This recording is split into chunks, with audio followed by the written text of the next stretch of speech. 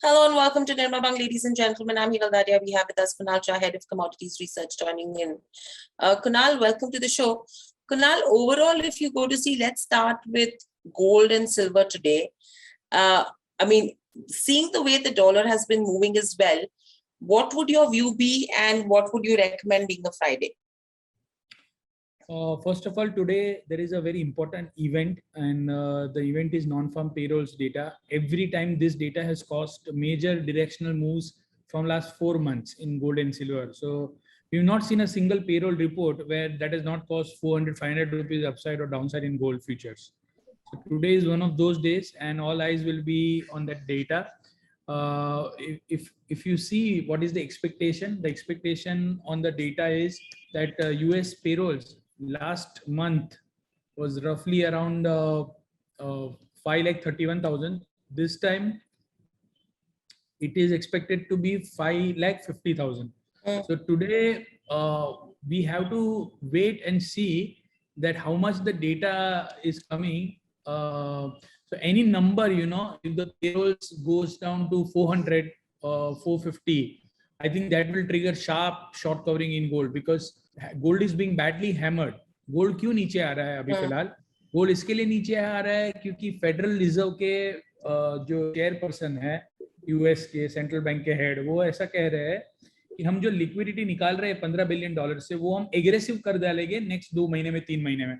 सो 2-3 महीने में वो लोग रिमेनिंग जो 120 में से 15 निकाला और 105 बिलियन डॉलर वो बोल रहे हैं 2-3 महीने में हम लोग निकाल देंगे, हमको निकाल देना चाहिए.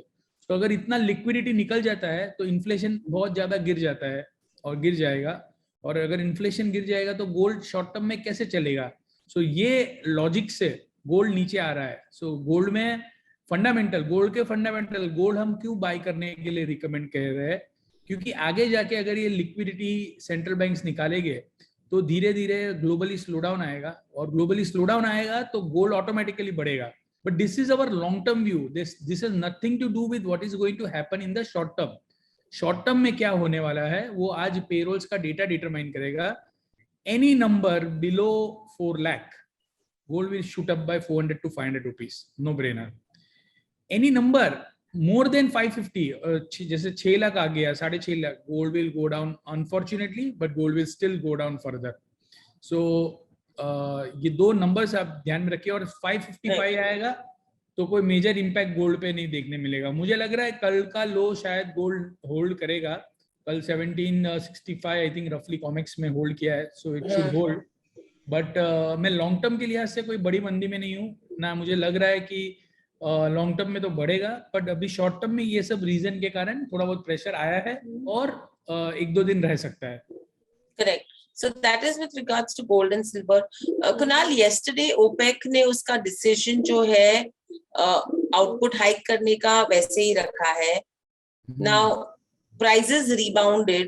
We hit $63 per barrel as well. Do you think अभी इधर से अप मूव है?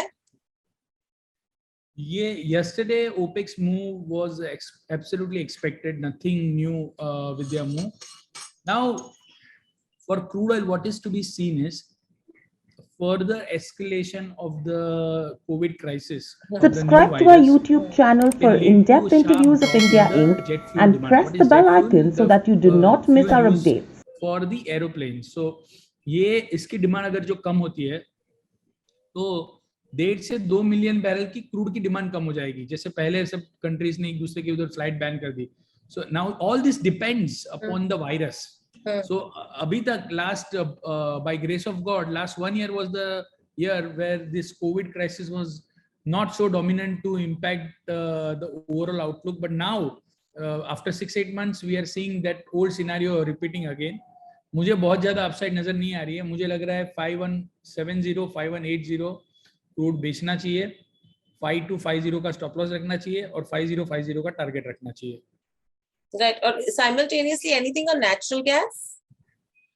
Yeah, there was a question also. I'm referring to natural gas में अभी फिलहाल जो फंडामेंटल है वो ऐसा है कि डिमांड से ज्यादा सप्लाई बढ़ रही है. गैस यूएस का जो गैस है जो M6 पे ट्रेड होता है उसमें सप्लाईज बढ़ रही है. तो अभी फिलहाल जो हिसाब से ऑयल नीचे आया है, गैस में एक बाउंस देखने मिल सकता है, मैक्सिमम 325 से 326 तक गैस जा सकता है। तो इंट्राडे के लिहाज से आप 324-25 के टारगेट के लिए बाई कर सकते हैं 318 पे, और 315 का स्टॉप लॉस रखिए। Right.